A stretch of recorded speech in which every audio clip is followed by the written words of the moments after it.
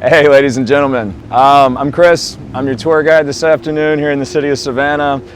This is our first official Sandeman stream. I know a lot of y'all have probably seen him up in New York. You've probably seen him in Germany, Berlin, Jerusalem, Tel Aviv, Istanbul. I don't know, he's everywhere.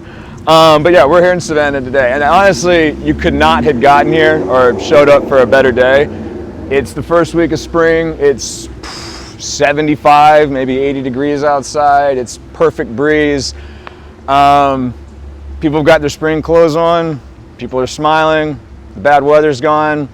Oh, we're not really wearing many face masks down here. We've kind of gotten pretty open with that down here. So if you're in the northern states, if you're out in Europe and you're noticing everyone walking around with a free face, come on down and visit us. We'll take y'all out on a tour sometime. But yeah, guys, what we're gonna do, we're just gonna hang tight for a few minutes. We got a few more people coming to join us, so just give us 2-3 minutes and I'll just kind of just chit chat with you for a minute. To give you a little background on me, I told you my name's Chris. We started the free walking tour here in the city of Savannah, what was it, June of 2013. So coming right up on 8 years. And that hurts to say that out loud, you know, it's been a long time.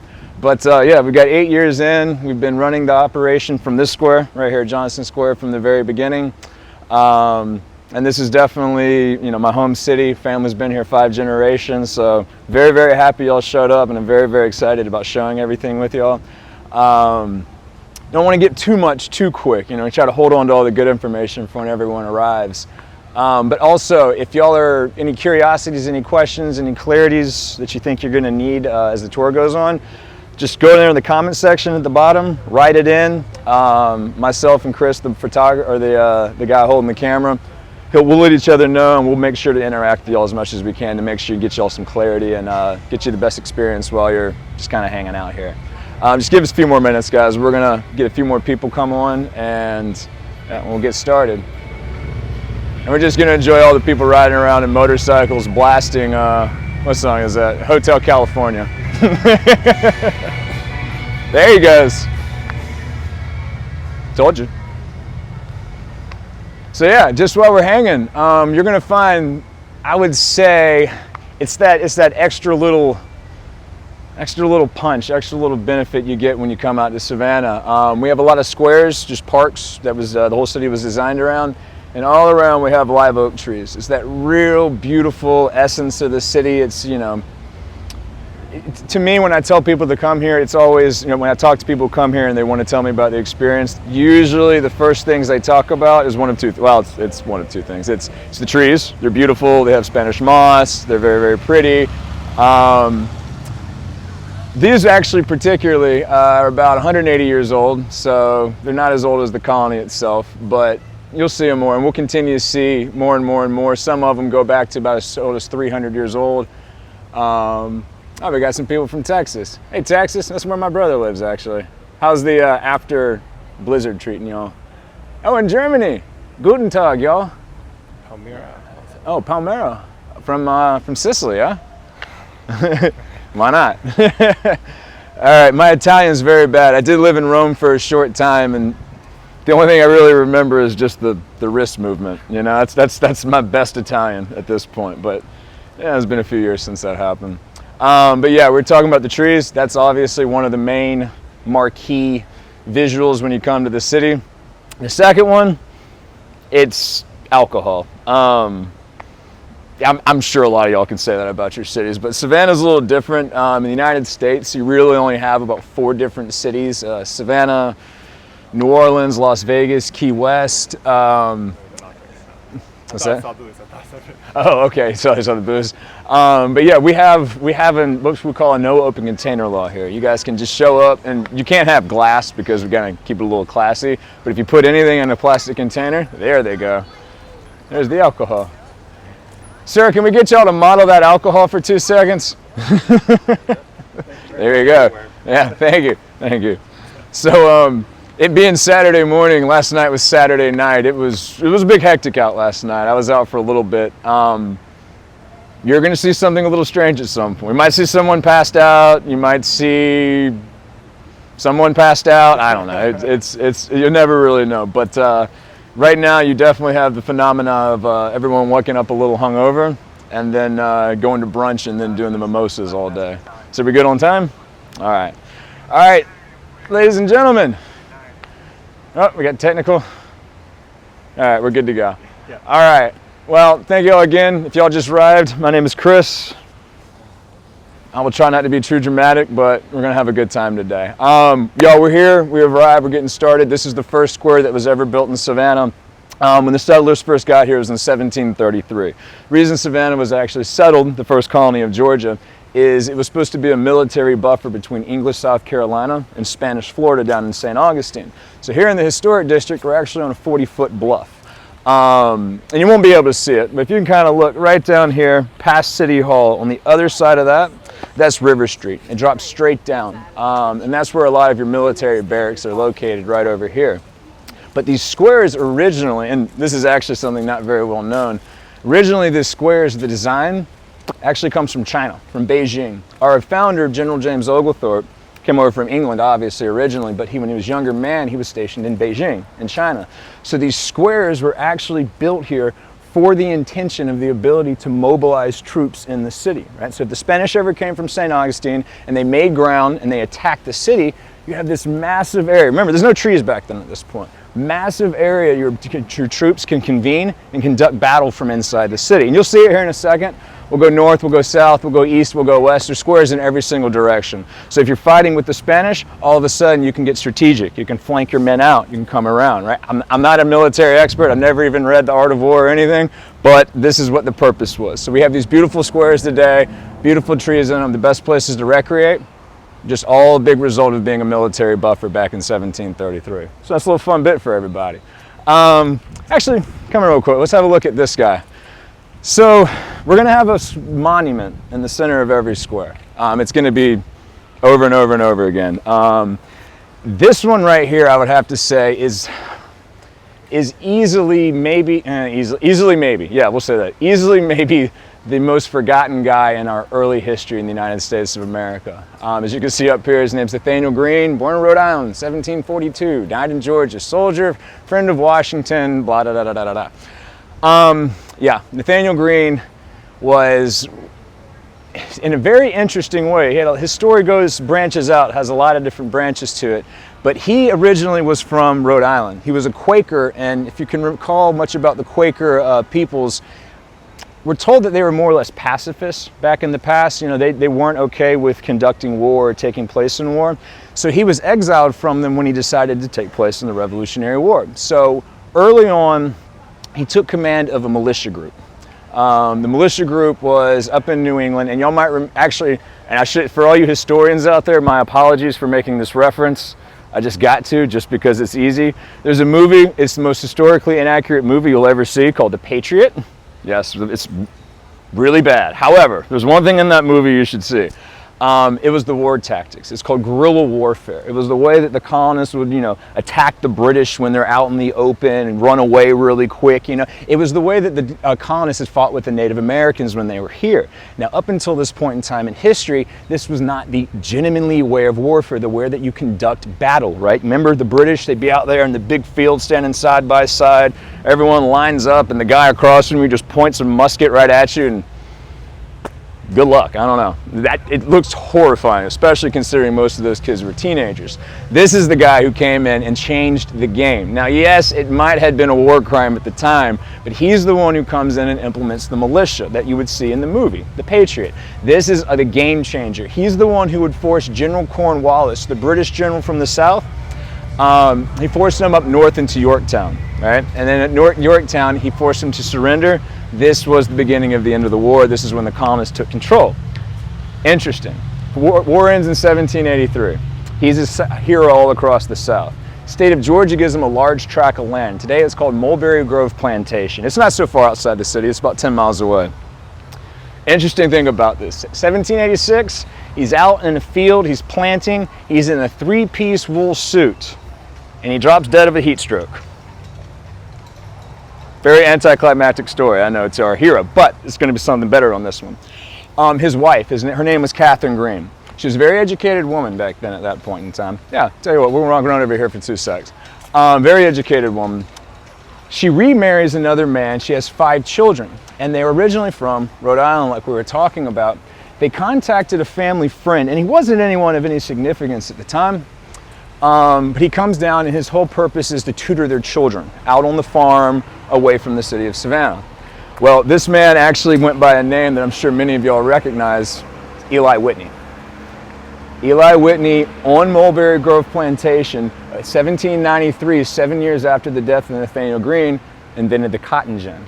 So the cotton gin was that invention that, of course, expanded slavery massive in the Southeast. This is the reason why slavery was so prolific for so long, because of the cash crop of cotton.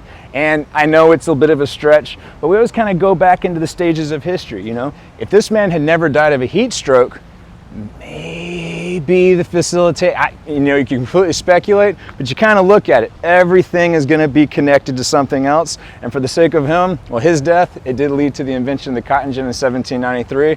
And this is when, of course, the economy of the Southeast would blow up as well. So many different things that we're going to connect him to. And we'll continue to see a few more little bits and pieces about him as we walk along. But guys, what we'll do, oh, and also to point out, we're going to see trees in every single square. These were the first trees ever planted in the city of Savannah. Let's go back to the 1850s.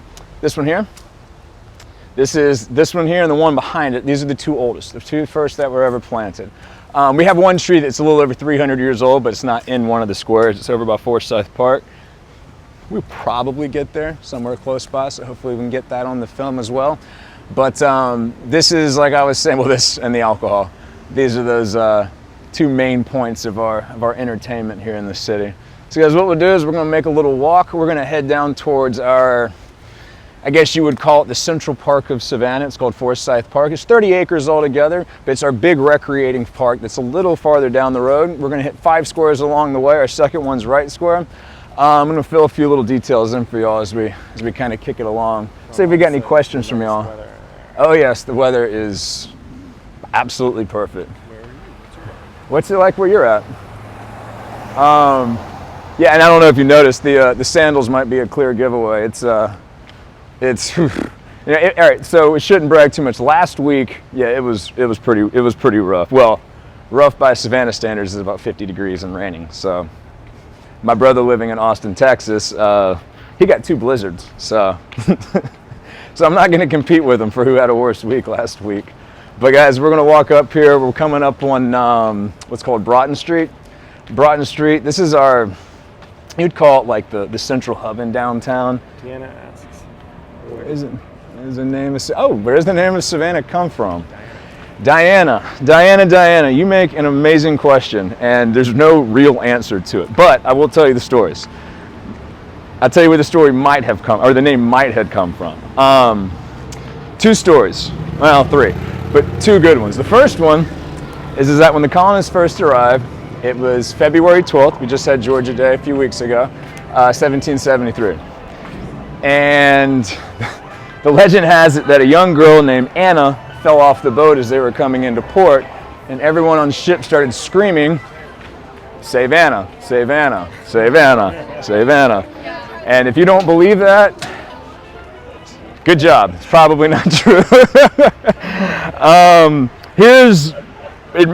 That's just one that your mom and your grandma and, you know, all the stories that go through 100 different ears come out on the other end, and that's kind of the popular one. Another one, and this is the one that's more likely to be accurate.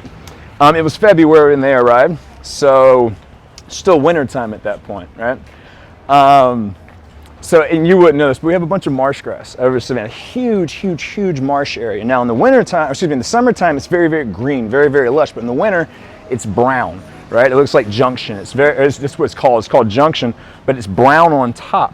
And if you look here on the coast and you look out over the marsh, you'll see these random little islands, little trees that kind of stick up. So people said when they got here, it looked like they were looking over an African savanna. So we just added an H to the end of it, made it Savannah. So, of those 2 stories, I'll let y'all decide which one's probably the most legitimate. But yeah, those are the 2 go-to ones that we have. And of course, Savannah was settled 63 years after Charleston was. The colonists had already been here for many decades trading with Native Americans and such.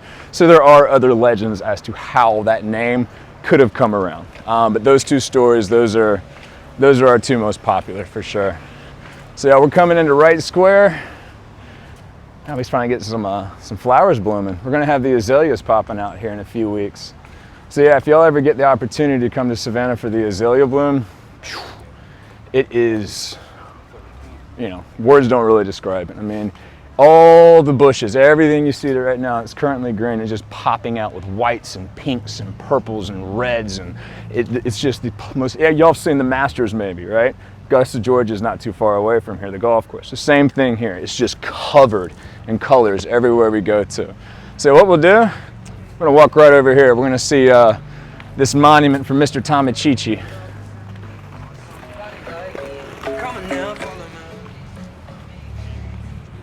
Ah, it's nice. All right, guys, let's go check this out. How are you today? Doing well.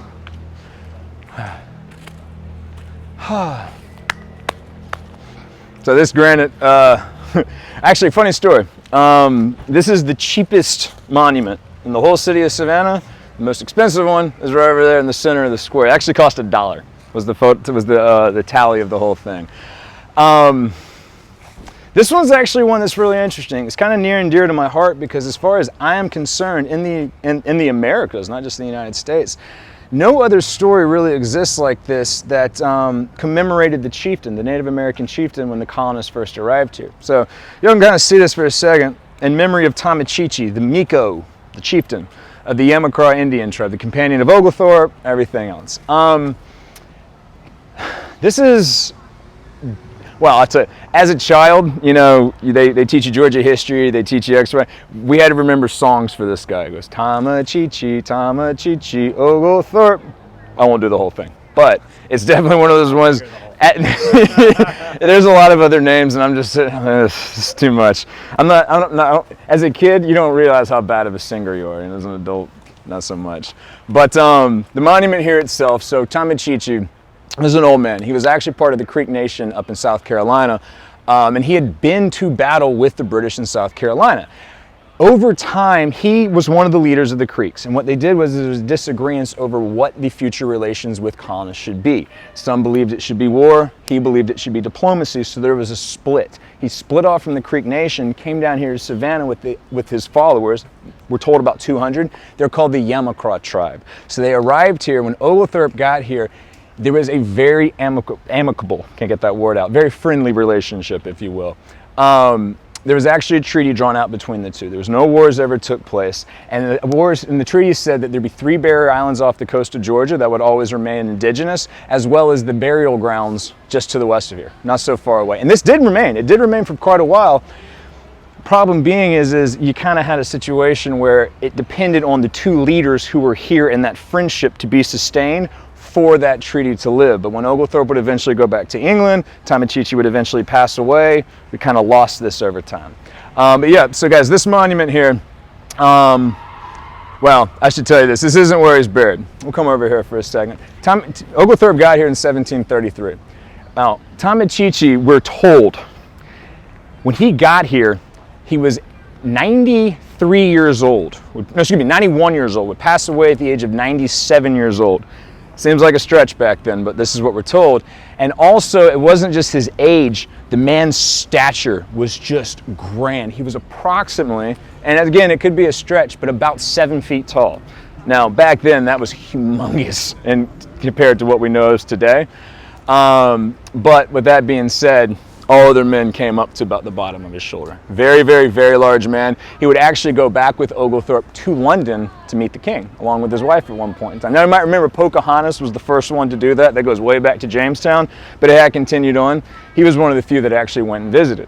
So, over time, he passes away, 6 years after the colony arrives. He chooses to be buried amongst his colonist friends. Not making this up, he and Oglethorpe had a very good friendship. And Oglethorpe wanted to commemorate him. You guys are good.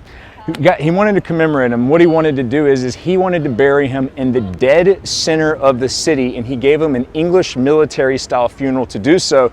Oglethorpe was actually one of his pallbearers as well. So you can see the level of respect that existed there. Now, what happened? He was originally buried right here in the center of this square, and he was given called a traditional Native American burial mound, and y'all may have seen these. It's a bunch of, it's not the most visually aesthetic thing in the world, especially if you're talking about a square here. It's a bunch of rocks, kind of looks like a dome a little bit, and that actually remained for over 100 years, right here. Problem being is a lot of times in history, things aren't really well archived, information isn't really held well, so over time, the story of Tomochichi kind of got drawn out, right? So 100 years later, you had this story of a 7-foot man who died at 97 years old, who was the chieftain, who was this grand man, right? And he's buried here in the center. This story just kept going crazy and crazy and crazy. We kind of lost the actual history behind the man himself. So what happened, X amount of years later, you got this guy right here. He's William Washington Gordon. The Gordon family, historically, is one of the most prominent families in the whole city of Savannah.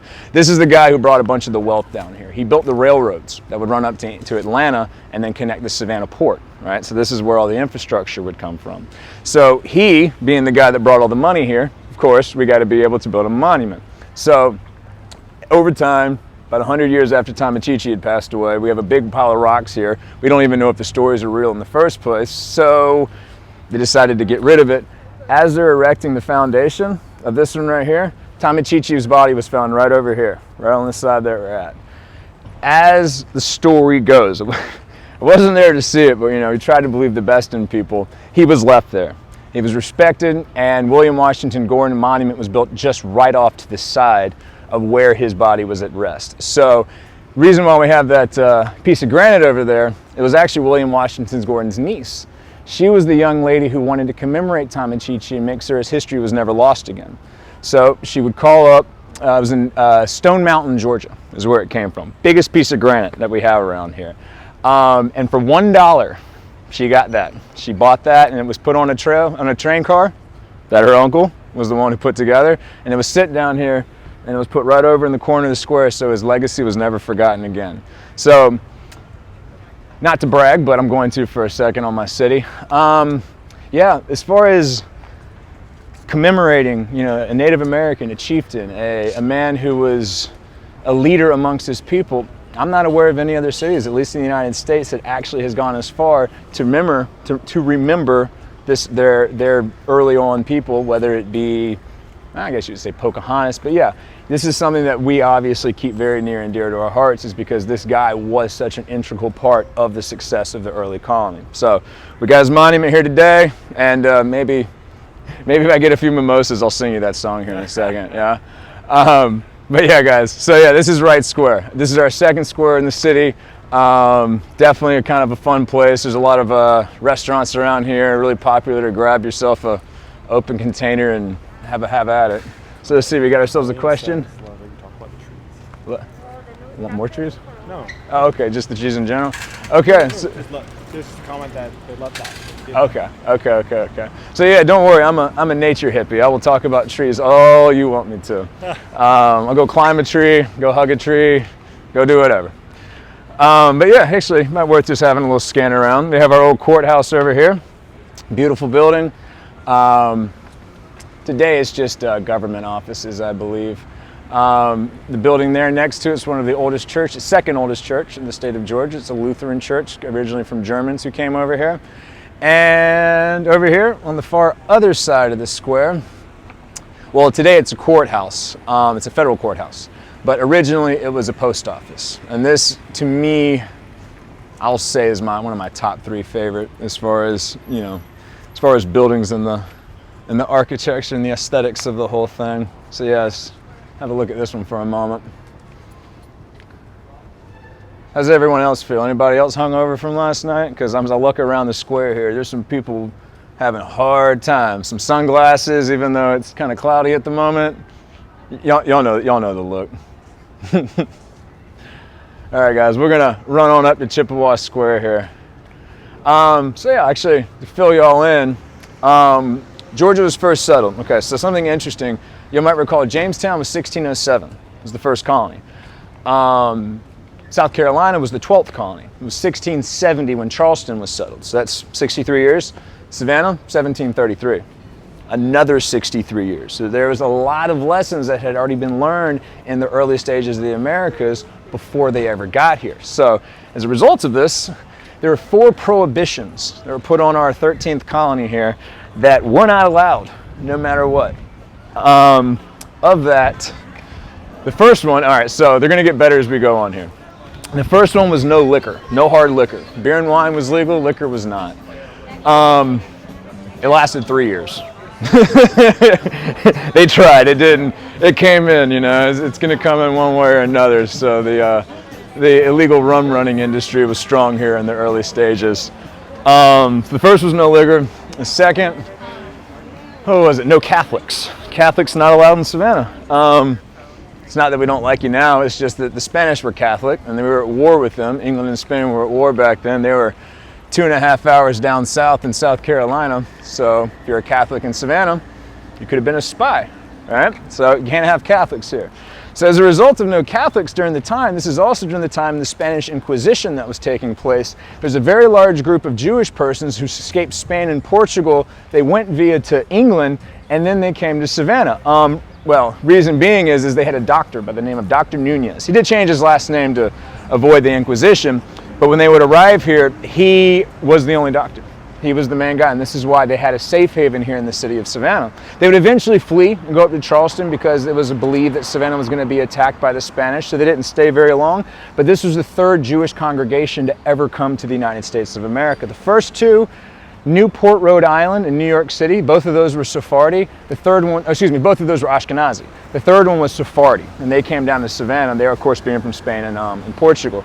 And this here is the original, oh, actually, I should tell you, this restaurants we just walked by right over here, and these are some 5-star restaurants we have. We have Husk here on the other side.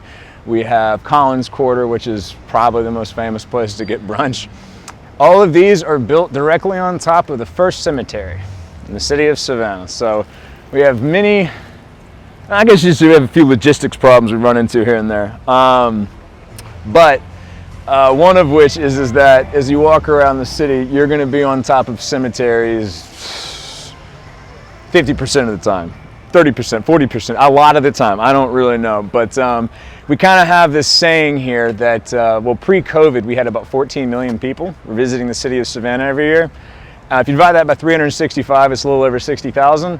One of our little key points to tell people here is that at any given time, there are more people buried underneath the buildings, the streets of downtown Savannah than there are on top. And we'll only have one official cemetery, averaging, well, it's about 10 to 12,000 people were actually buried there. So when you come to Savannah, yeah, there's a lot of cemeteries, not really many of them are marked, but this one is, and this was the Jewish plot at the end of the very first cemetery, and this is why it was at the very, very end, because obviously it wasn't going to be in with all the Christians. It was over here, a little separate area. I like this song, yeah? How do y'all do funky jazz music? It's kind of a big key point down here.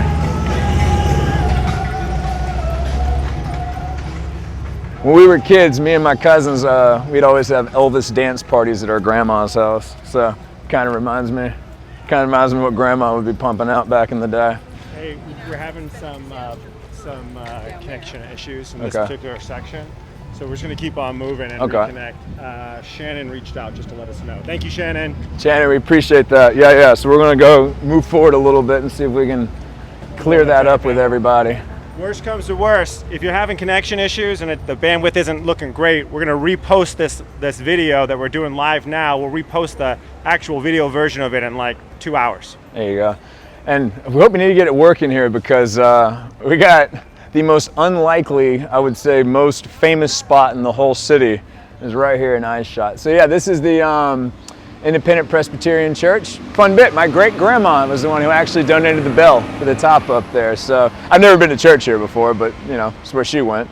And they actually just lit out here not too long ago. So you had all the kids running around playing tag out here. And to also speak, the Jewish cemetery comes to right underneath it. So this is also built on top of the cemetery as well. As you keep going down, it's kind of funny to be famous for something like this, but you know, it is what it is. Savannah's, there's a lot of things that are connected to us. Yes, sir. One of which is that, well, there's a book, it was a really famous book called The Midnight in the Garden of Good and Evil. In 1994 was when it came out. And also there was another really famous event that happened in 1994. It had to do with Tom Hanks and a character that he played called Forrest Gump. That was in Savannah. Pretty much the whole movie was filmed here.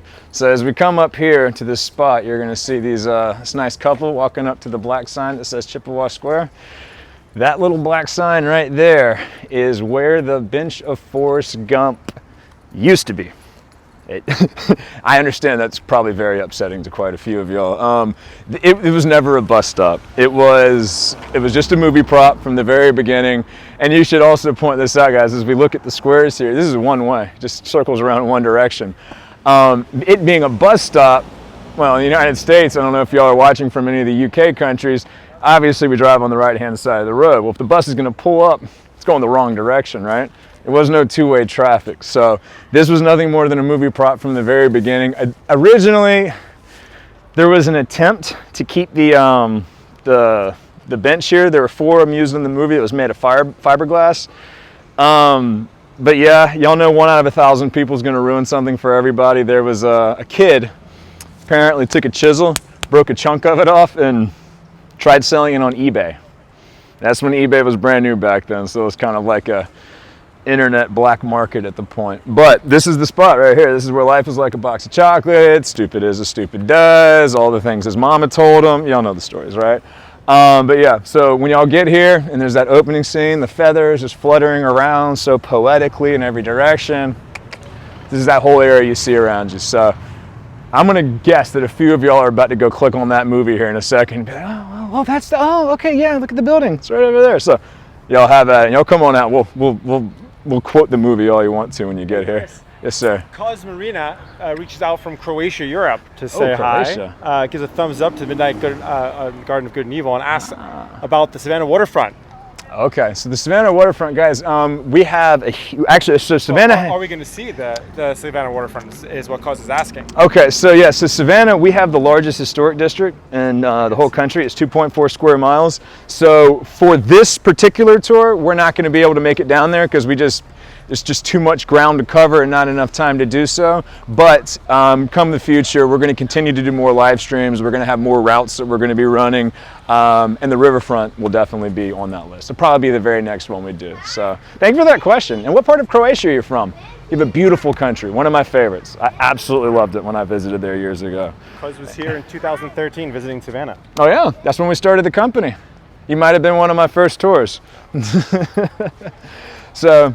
Yeah, so guys, we have the Forrest Gump bench. That's obviously a big marquee of this place. Chippewa Square, this is the center square of all the squares in downtown Savannah. The Battle of Chippewa was during the War of 1812. And this square was built in 1815, so it was named after that to commemorate it. Zagreb, oh, very nice. I have not been there. I have not. I did the island tour, the traditional. I'm 24 and just gonna have a whole lot of fun. Island tour of Croatia. Hvar, oh yes, Hvar, Split, yep. Dubrovnik, those whole areas. There's a lot in this monument here. There's a lot to unpack actually.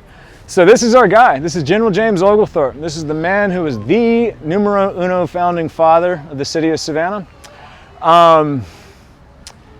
You know, there's a lot of things I guess we should finish the prohibitions. That would help lead into him. So we talked about the prohibitions. The second was no Catholics. All right, so what was it go? We go no liquor, no Catholics. Third was actually no slavery, if you're going to believe it or not. Now, it was legal in all the other colonies at that point in time, but Savannah did not allow slavery for the first, I believe it was 11 years of our colony.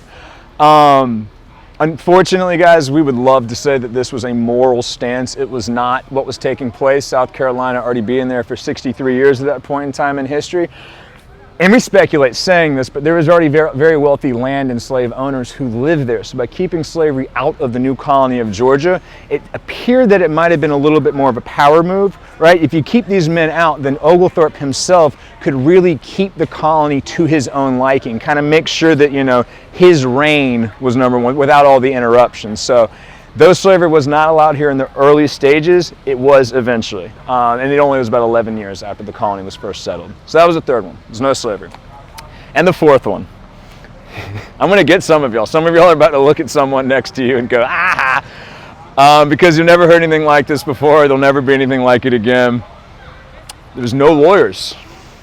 Lawyers are not allowed in Georgia. And I know a lot of y'all who are our international visitors, there's a very popular question people love asking me when I travel, and that is, I heard in America, lawyers just advertise in commercials to sue each other. Yeah, they do. And not here. We didn't allow it. Early stages.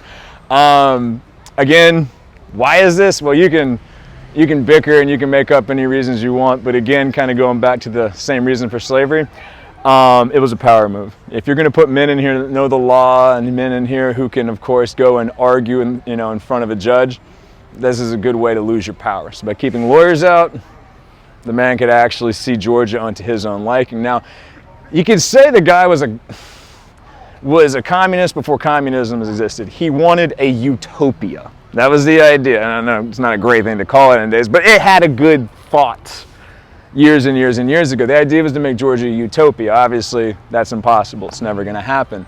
Now, here's something really cool. This monument in particular. So this monument was built in 1910 is the year it was built. It's a 9-foot bronze statue up top. And it was designed by two men, one of which is a little more famous. His name is Daniel Chester French. The other one's a guy by the name of Henry Bacon. Yeah. So some of y'all might recognize this pretty quickly. So this is 1910. This is when they built this one. 1911 was the very next year. Because of this monument, these are the two men who got the commission to build the Lincoln Memorial in Washington, D.C. So, Honest Abe, right? The most iconic monument, well, I would personally say the most iconic monument we have in the entire country, looks the way it does because of this one right here. So without this one, you never got Honest Abe. So it's a nice little fun bit, yeah. Also, while we're here and just kind of looking around the square, if we can have a look at the ugliest building in the whole square, it's over here. It's the Savannah Theater. The original building was in 1818. It burned down by a fire in 1948. Hence that horrific-looking, Cold War-looking architecture you see up there. But here's the interesting thing. This is the second oldest continually running operation as far as the theater is concerned in the United States. I believe the oldest one's up in Philadelphia. And I think they say from the Beatles to Bruno Mars. Times have changed. Didn't know that was going to be up there, y'all. Sorry, that was new on me. But yeah, it's built in 1818. Now, if you go back into history, y'all might recall there was, when Abraham Lincoln was assassinated, he was assassinated in Ford Theater in Washington, D.C. by a man by the name of John Booth. What am I getting right? John Wilkes Booth. Sometimes it happens. John Wilkes Booth. He was the guy. Now, the name I got him mixed up with was his older brother, Edwin Milton Booth. His older brother, most people don't know this, was the most famous Shakespearean actor in the whole country at that point in time. Now, it's known John Wilkes Booth was not nearly as famous as his brother, and his father was even more famous than his brother was. So there's a long lineage there of acting in the family. Now, John Wilkes Booth was always known as the little brother who was always kind of hanging on to his older brother's coattails, He was trying to use his name and his fame to increase his own. We do know that Edward Milton Booth in the 1850s was acting right here in that theater, and and we don't know 100%, there's a very good reason to speculate shortly before he assassinated President Lincoln, John Wilkes Booth was also acting in the old theater. The old one was a beautiful, beautiful old wooden structure.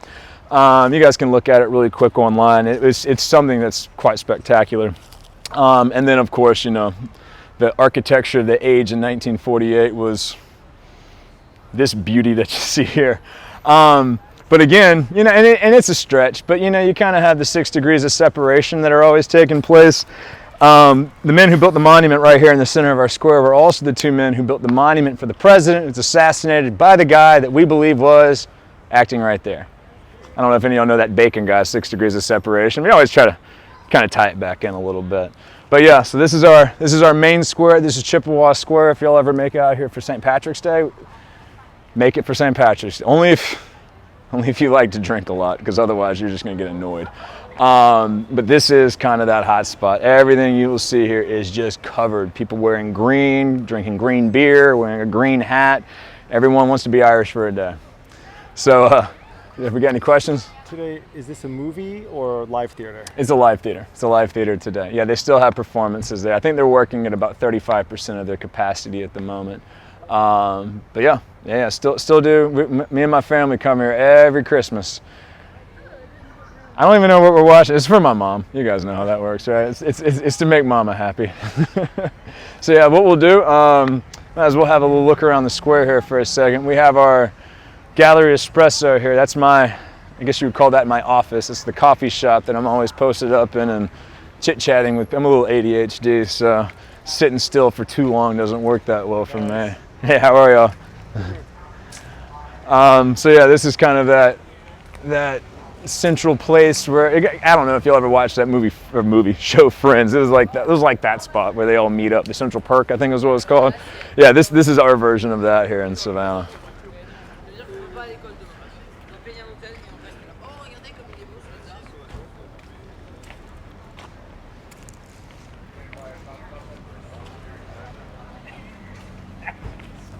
Saw that? People are out, guys. People are out. I'm just acting professional for like 20 more minutes, and I don't have to anymore.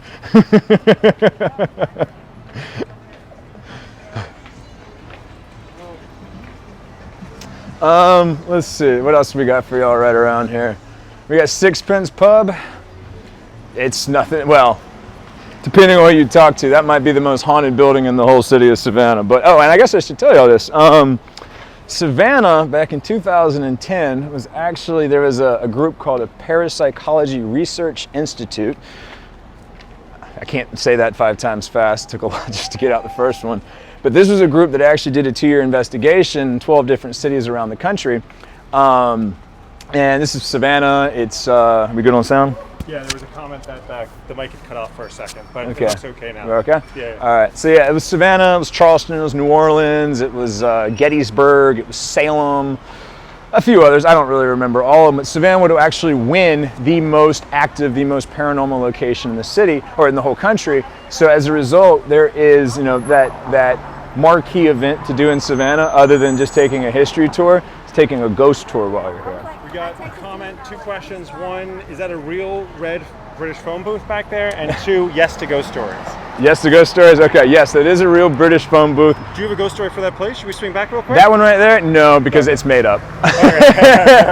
that one particularly is made up. I'll get you one down the road here in just a second, though. But no, that one's no good. Now, the phone booth real? The phone booth's real. It's legit. Now, there was a house right back there in Chippewa Square. Okay, here's a good one. Right behind us in Chippewa Square, we kind of panned it there for a second. It was really close to where the Forrest Gump bench was. It's called the Foley House. It's a B&B today, so feel free to come and stay when y'all come and visit. So, hey, Amir, how are you? Man, you got his new motorcycle. He was talking about that one for a long time. So Amir is one of our musicians that plays out in the square, so he's always good for a good conversation. But the Foley House. So yeah, I think her name was Irina Foley was her name, and she married an older man who would actually die of yellow fever, which was not the most common way to die. It wasn't unknown back then in seaport cities where a lot of ships were coming in and out. She was younger, and every man was trying to get her hand in marriage. The stories can fluctuate a little bit, but we do know this. There was a guy we say he was from New York, but we definitely know he was a carpetbagger shortly after the Civil War. He was coming down here to make a bunch of money, and he decided that she was going to fall in love with him, she was going to marry him, whether she liked it or not. And she went there one night and banging on her door drunk because he had been in the bar earlier that night, and told everyone at the bar, I'm going to go and she's going to love me, and you know drunk people, right?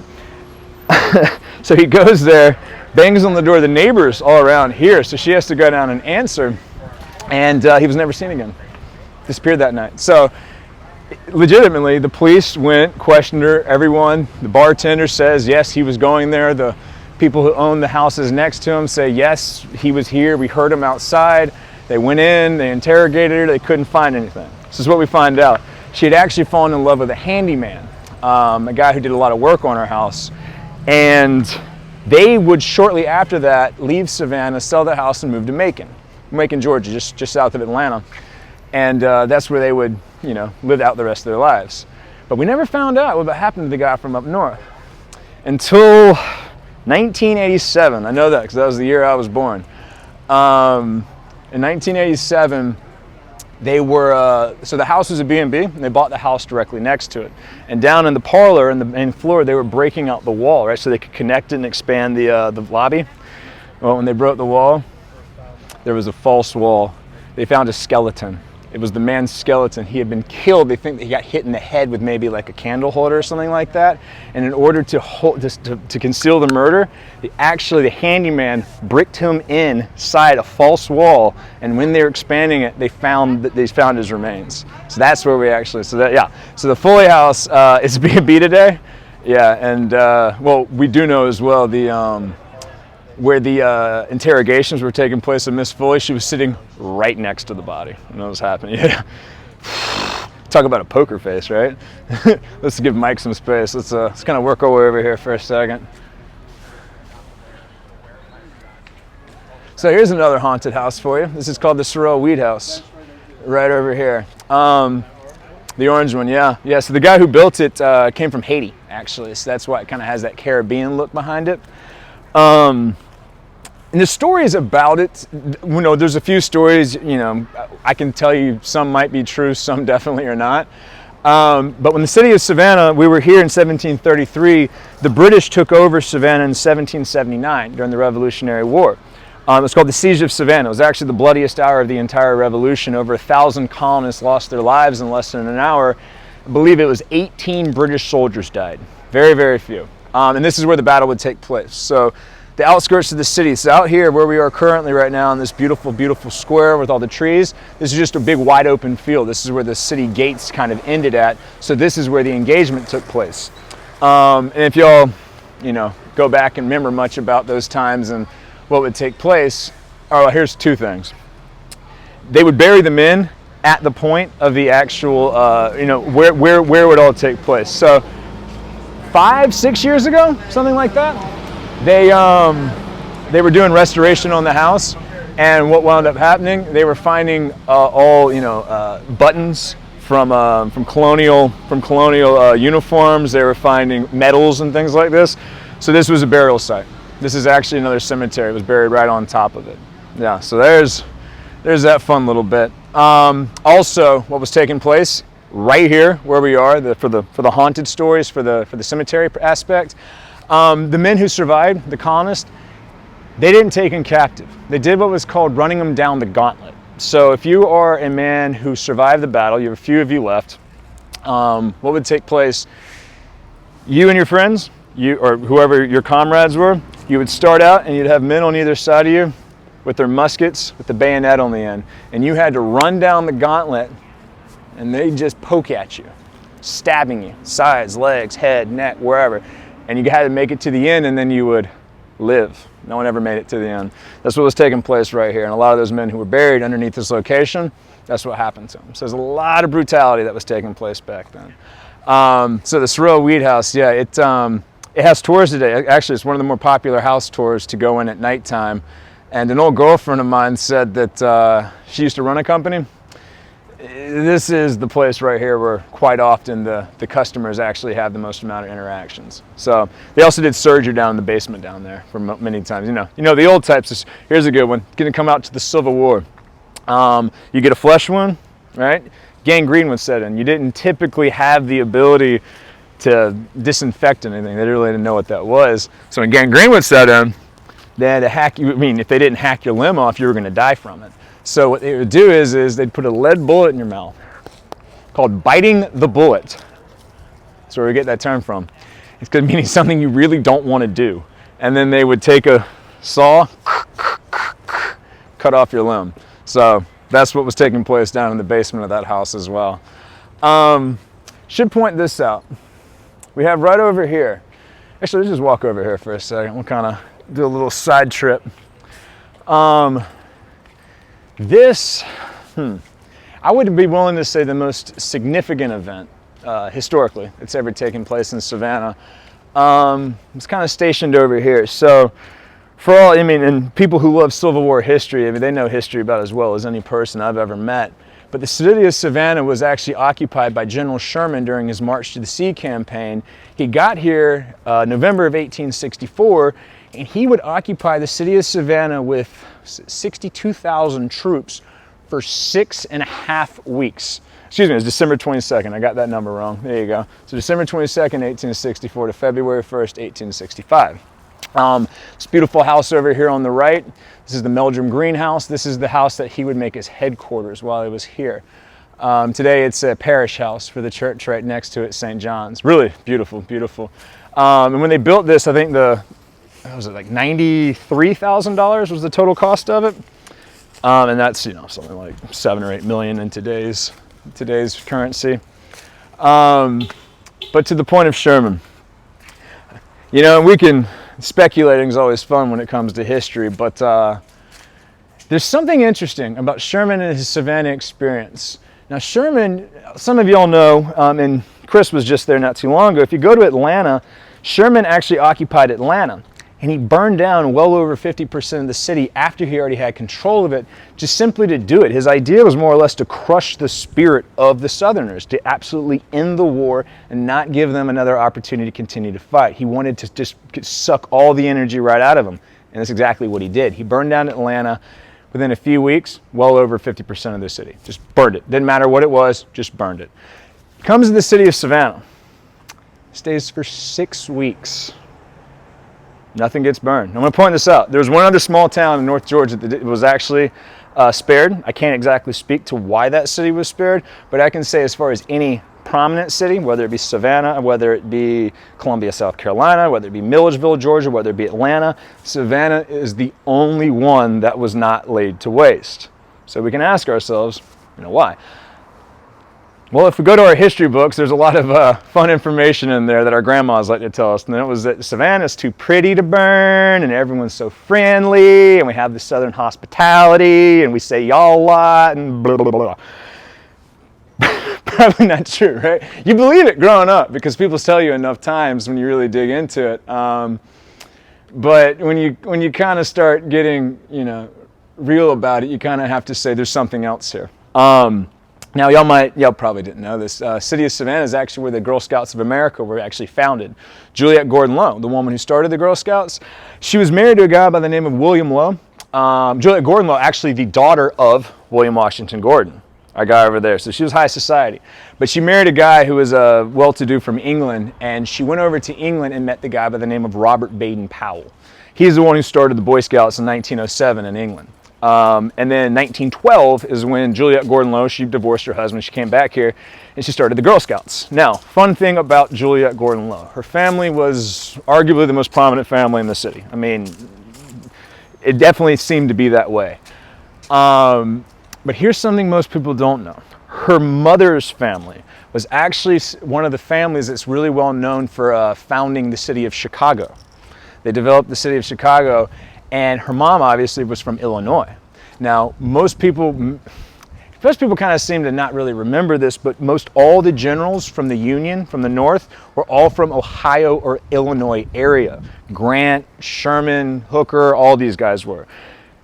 You wouldn't know, well, it's hard to believe this. Juliette Gordon Low's uncle, her mother's brother, was a very, very good friend of General Sherman's. And actually, Juliette Gordon Low said when she was a 5-year-old little girl, she was born in 1860, this is 1865, her very first memory was bouncing on Sherman's knee as he actually occupied the city of Savannah. So as a 5-year-old little girl, her first memory, just bouncing up and down on the guy who the South hates more than anyone, ever. You get those really sweet Southern ladies, you know, who are proper, you'll hear a lot of 4-letter words coming out real quick when they start talking about Sherman. It's a sour spot for everyone still 160 years later. But really, why was the city of Savannah spared? Why were we not burned? Probably had something to do with the relationship of Juliette Gordon Low's family to General Sherman. So it's a nice little interesting bit because it's one of those ones that the history books, unless you really dig in and kind of do your connections, you wouldn't know. We got any questions on here? Ask him. There you go. Yeah. Tell So yeah, guys, do you got any questions for me? I mean, I got ghost stuff, I got Civil War stuff, I got tree stuff, I got house stuff. So here's one for you. So you see these houses? These are called Antebellum architecture. And it's just a sign of the times and what was going on back then. But during slavery in the South, I wouldn't say most, and you can't speculate, but some of these houses would have had people who were enslaved in them. The reason why you see all the stairwells going up the second floor, that's where you would receive your guest, right? All the dirty work's being done down below, right? So the cooking, you get chickens down there, whatever it might be.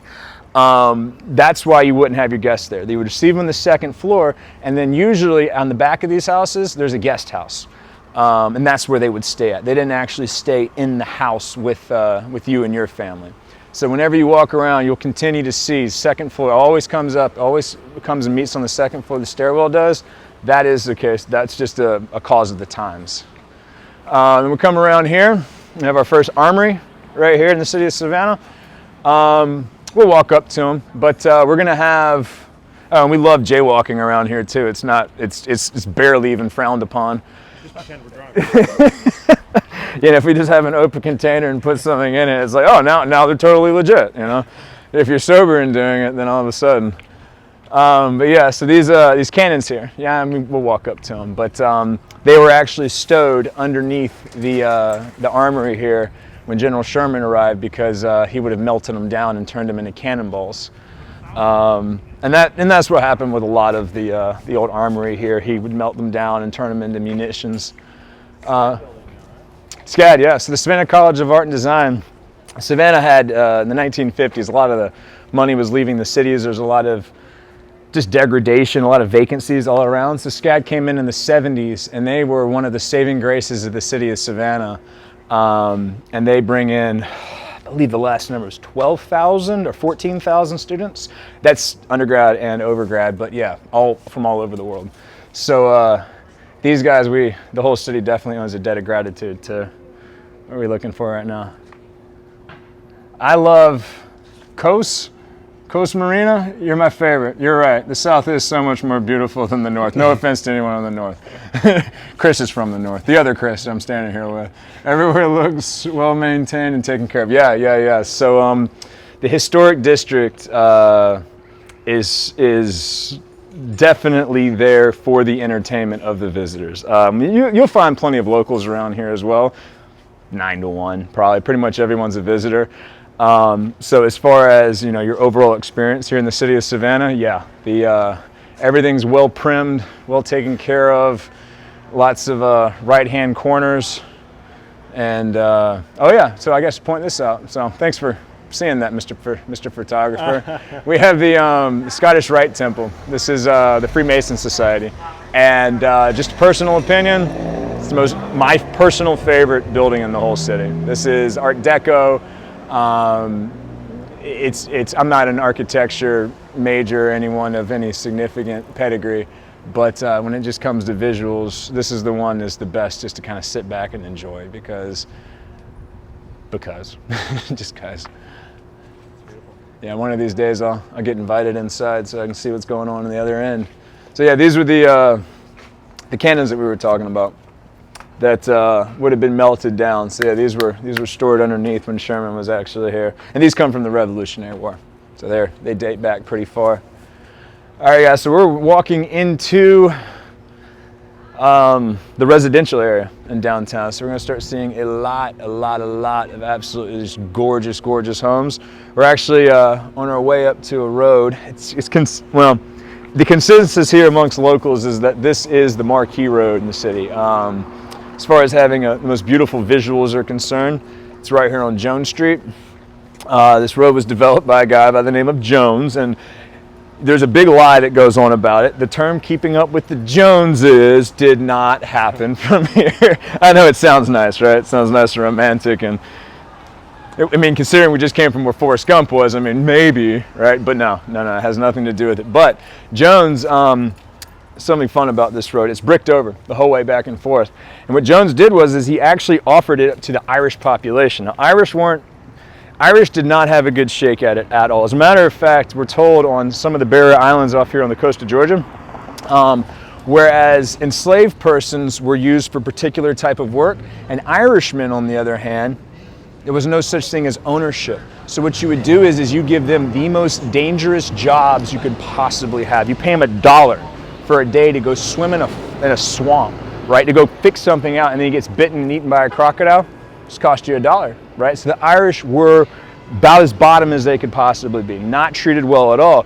Well, Jones decided that what he would do is he'd make a challenge to the Irish community. Whichever man could lay the most bricks on Jones Street would be the one to be the winner. There's a lot of distractions running around Savannah today, ladies and gentlemen.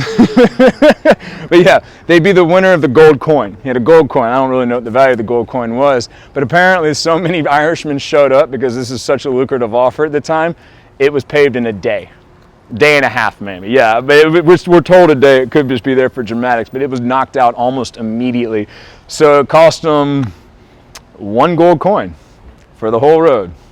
And this road again, guys, this is this would be the Instagram heaven here. This is where the canopy of oak trees comes over. This is the widest road in downtown Savannah. You have the houses, the Antebellum homes. Remember, stairwells run up the 2nd floor, running all the way down.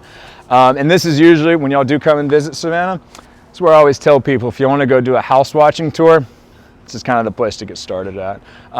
Plenty of places, north or east and west, but you know, if you ever find yourself walking somewhere in downtown Savannah and you got to go east or west, you just kind of walk to Jones Street and then just kind of hook down this way, because it's really that you know, aesthetically, it's the most beautiful road. So, oh yeah, and one thing you'll never not find in Savannah, antique stores, just like this one right here. We probably, be willing to bet we probably passed by a dozen so far. You think that's how many you've seen? I just remember when I was living in Charleston that people would always talk about heading up to Savannah to go to the antique shops. The antique shops, yeah. Antiquing is a sport around here. Minecraft Earth. I like that shirt.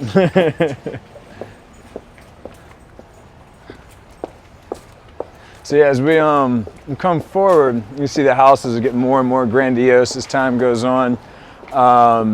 Yeah, and here on Monterey Square, named after the Battle of Monterey, this of the Mexican-American War.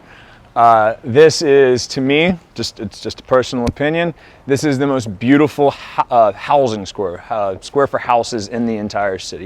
You got your squares that are your favorite for trees, you got your squares that are favorite for history, you got your squares. This is the one for me. Housing is the best. It is by far the most beautiful. So let's go ahead and walk up here. You got the vines that these people spend a lot of time keeping nice. Do you need water on you? I'm good. You want Sure, I'll take a sip. You're going for an hour now. Yeah, I'm gonna wet my whistle here for a second now. Cheers. Finish that up. Finish that up. Cheers. It's all right. COVID doesn't exist in Georgia anymore, y'all. I promise I'm gonna watch that. If anything, you gave it to me. I don't give it back. Yeah. I was talking to Chris the other day. It was a funny joke. The other guy didn't find this joke funny, but he was talking about doing blah, blah, blah down here. And I was like, yeah, don't worry. If we see COVID, we'll just shoot it with a gun. And I thought it was hilarious at the time. And the guy just kind of goes, huh. And I was like, well, that's the end of this conversation. It's like, that's sarcasm. I don't know if you knew that, but that was the intention there. That's what we were actually going for. So yeah, just have a look around at the houses here for a second. We'll just scan around and kind of see what we're looking at here. And of course, the trees as well are not the best for trees, but one of the better squares for trees as well. And while we're showing you all the houses, the city of Savannah, remember we talked about the system actually originally came from China, came from Beijing. And it was built on what's called a ward system. So we continue to jump from ward to ward and square to square. Now in the ward system, the square is obviously your center point, right? It's the recreation place, so everyone comes, the whole local townsfolk come together, chit-chat, have the community. And then you also had what's called 4 truss lots, 4 tying lots. So the truss lots would go from east to west. So they'd be over here. Now these are houses today, but if you actually kind of come back around over here to this side, you're going to see, well, it was originally a church. It's a synagogue today. This is the third oldest Jewish congregation in the United States of America today. That is a Gothic. It doesn't look like a synagogue. It's very Gothic architecture. But that right there, that actually has the oldest Torah. Or not old, oldest Torah. I was messing the Torah and the Quran up, yeah. Has the oldest Torah in the United States. It's right over there inside Mickve, Israel, is the name of the congregation. And they got little plaques in there that say Shalom, y'all. So that's awesome. Yeah. You swing by there. Yeah. Actually see it. Yeah, yeah. Now or after? The Torah is upstairs. You get as far as the Shalom. Well, it's like a gift shop. You kind of have to go in and do a thing. Yeah. So one of my best friends is actually from Israel, and I went out there and visited him a couple years ago, and I took him to Shalom, y'all, and it was a hit. It was definitely a really big hit in this family. What's this district called? This area called? Oh, this is just the historic district. So this is your downtown area. Yeah. This square is? Oh, this square is Monterey Square. So this is so this is one of the very last squares that was ever built. It continues to go out. So it started at 1733 when we get to Monterey. I can't remember the exact. It was short. I think it was 1880s. You'll see about 150-year difference between the very first square and the very last square that we were at. But again, to the ward system. The truss lots, the tying lots. The truss lots were typically buildings that were public usage, so they could have been courthouses, they could have been churches, they could have been, town halls, anything that would be a public area. So, for instance, these. Now, you would also have the 4 tying lots. So, tying meaning 10. So, right here, you'd have 10 houses on the north, 10 houses to the east, 10 houses to the west, 10 houses north, 10 houses south. So, it'd be 40 houses on each ward, and you really can't see that till you get farther back here in these farther squares that actually show the old layout of the city a little bit better, because over time things have been a little bit more manipulated up there in the entertainment area, because you got more bars, more restaurants, more things like that. But this is where you can really get a good indication of what the original layout would have looked like. Though the houses weren't quite this nice in the 1700s, as you can imagine. But fun little bit for everybody. Let's walk right around the corner. There's 2 more little things to point out while we're here in Monterey. First of which, this monument's for a guy by the name of Kazimierz Pulaski. Really known to be a Polish hero. I mean, I've had people from Poland come in here and come out on tours, and they're kind of stunned when they realize that Kazimierz Pulaski was actually buried here and lost his life in the siege of Savannah during the Revolutionary War, that bloodiest hour. And he was considered to be a war hero. He was one of the leaders of the charge. And y'all see right here where you have the man on horseback? And the horse is reared up. There's 2 front legs up off the ground. Yeah, so there's a nice little consistent. Anywhere you go in the world, it's always going to be this way. If you ever see a monument where the horse is reared up, both of the front 2 legs are off the ground, it means the man was shot and killed in battle. Or not necessarily shot, but just killed in battle. If the horse has 1 leg up and 1 leg down, it means he was wounded. And if the horse has both of his front 2 legs down, that means he survived. That means that he continued on and he lived through the war. So that's 100% accurate. Every single monument you will ever see that I've ever. I mean, have you ever seen any that aren't that way? There's some countries do it differently. There's one of them, Andrew Jackson in Washington D.C. Andrew Jackson is one of the exceptions that I know. As far as the United States is concerned, I think that's the only exception that I know of, is the Andrew Jackson one, because he's got his leg pulled up. I'll put this back in top. All right.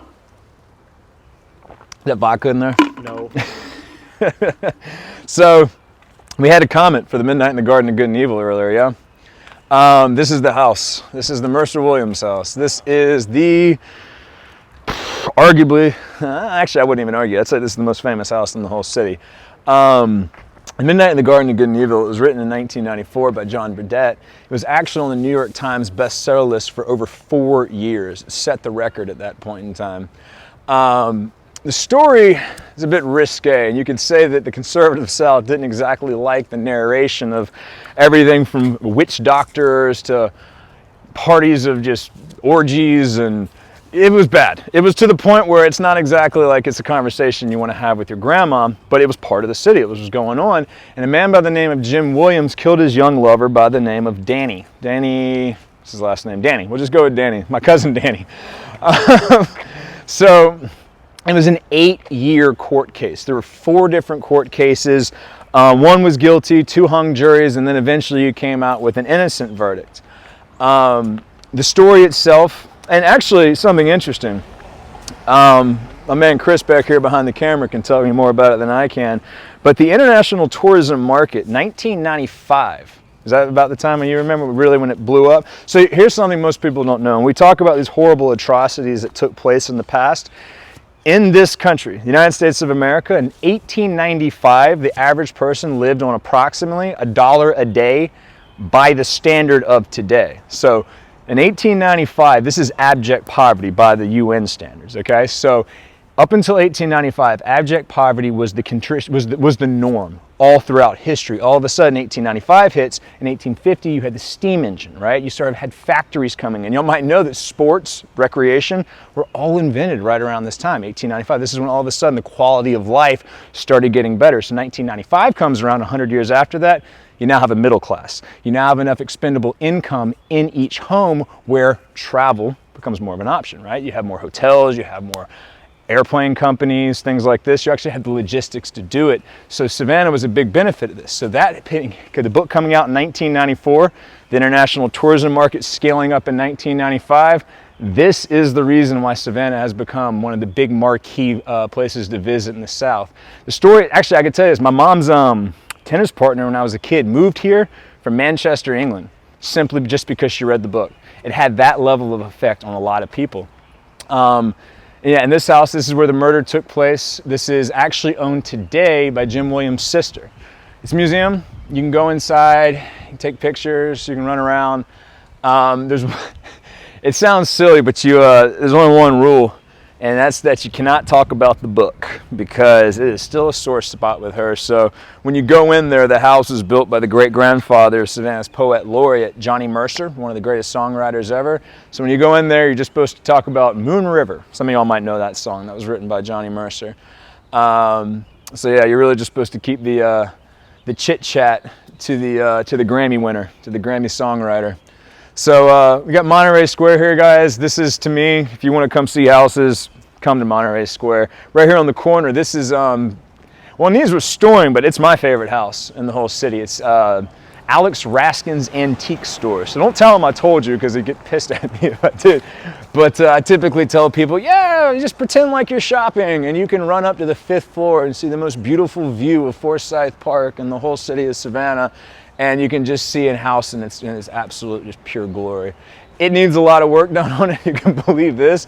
There's not a single bathroom in that whole, I don't know, is it 10,000 square feet, something like that, 12,000? Yeah, there's not a single functioning bathroom. So if any of y'all are looking to buy a house, my parents are in real estate. So yeah, we'll hook up here, guys, and we're gonna run up to Forsyth Park so we can show you all the most beautiful spots so we can finish up.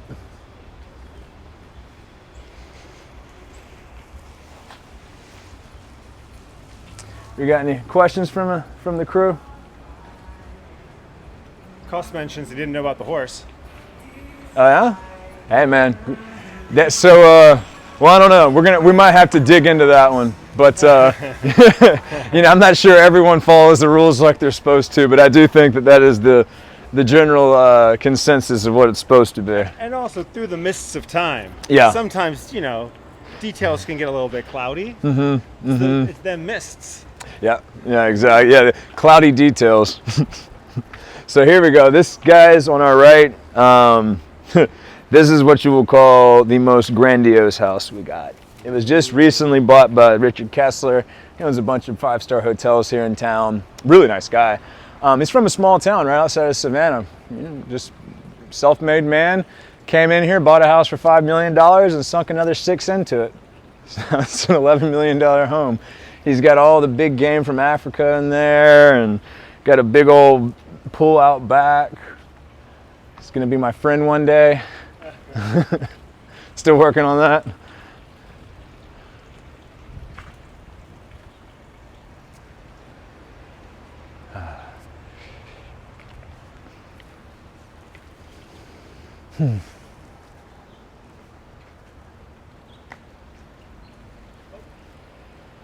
Squirrels going in. Yeah. So we yeah, and this actually at one point when it was first built was a university, if you can believe it. So this is where classes used to be held at back in the early 1900s. Is that a It's a squirrel. Okay, I was like, is that a rat up there? No. Okay. Not a very good visual if it was. Anyways. All right, y'all. So yeah, this house will catch your eye for a while. So we're gonna come up here to Forsyth Park. This is the official end of the historic district in Savannah. What we just did was we just walked a little route from north to south. There's the river. We're still gonna come back and give more live streams to y'all for. We got the cathedral off to the east. You got it. So yeah, we'll be coming forward. We'll have 4 or 5 other routes as well. There's plenty of other stuff that we didn't even get to touch on in this time, but the average person can only listen for so long, right? That's it. You're amazing. Yeah, that's Thank pretty you for sticking impressive. with us, everybody. It's pretty impressive, You're still guys. here right now. You're special. Yeah, you can handle with the long-winded Southerner. Y'all are very patient folk. They might be drinking. It's Sunday for them. That was about to say, right? Anybody else got Bloody Marys this morning? So guys, we're walking up. This is this is it. This is the Kodak moment, if you want to call it, of the whole city of Savannah. The Forsyth Park fountain, there's only 2 of them like it in the entire world. There was actually a company out of a small town, Pulaski, New York, upstate New York, built 2 of these. One of them is here in the city of Savannah. The other one is down in Cusco, Peru. So if any of y'all have been to Machu Picchu or are ever planning on going to Cusco for maybe the Rainbow Mountain or any of the other beautiful places they have down there, in the Plaza Mayor, there's a green one. Ours is white. They painted it to make it look more like ivory. But theirs is green, ours is white, and we have a lot better water pressure than they do. I went there, I saw it, it was beautiful, but ours is, getting to work here in Savannah, we definitely had a little more infrastructure so we can actually blow this thing out a bit more. But yeah, you're only going to find one other one like it in the whole world. So it's here, and it's whenever you go down and see the ancient city of Machu Picchu as well. Amir, looking good on the motorcycle earlier, man. Yeah.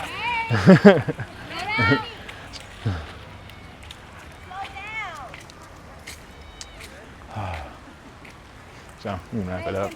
Oh, you're fine. I mean, Yeah. it's great. Yeah. Do you want to end right here? We can do it, yeah. I think that'll work. So, when we get here, you're not going to be able to see it from where we are, but directly across onto Chris's left, there's the largest oak tree in the whole city. Maybe we can get it. You see it over there, kind of on the other side of the road? That big base right there? Probably not going to be able to get it in. See it. Yeah, but too many. it's called the Candler Oak. It's about 18 feet around in circumference, so 6 meters.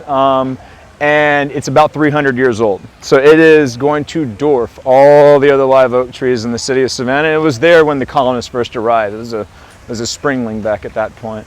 But we get here to Forsyth. This is the recreation area. You got massive wide open areas. You got live music going on most Saturdays, Sunday today. Well, I guess it's Sunday as well. You got a big event over here going on at the restaurant. You got the fountain, and ladies and gentlemen, y'all have gotten through the north to south route of the city of Savannah. You made it. Good job. So y'all, glad that y'all came out today. We know that traveling's been it's been a bit of trials and tribulations here the last last years. So Sun back on your face. yeah. I don't want you to end in darkness. Okay. You don't just want to knock it out. No, this That's is the your shot? ending money shot. All right. Let me get my good side, y'all. But guys, yeah, we know that travel's coming back soon. We're pretty much free down here in Savannah, so if you decided that you just can't hold on any longer and you want to drink outside and walk around with the open container and say y'all and all that other types of funny stuff, we're happy to have y'all. Come on down. Don't forget, y'all, the free walking tours, they do work completely from gratuity, so anything y'all can give, we love it. We're loving that we actually get to work again. It's very, very, very comforting for us. And guys, we're going to have more streams coming to y'all soon. We're going to have more guides, we're going to have more routes, and we're going to continue to make sure that you guys enjoy the city of Savannah as much as we do. So until then, love you guys. Thank you for coming, and we'll see y'all soon, yeah? See you guys.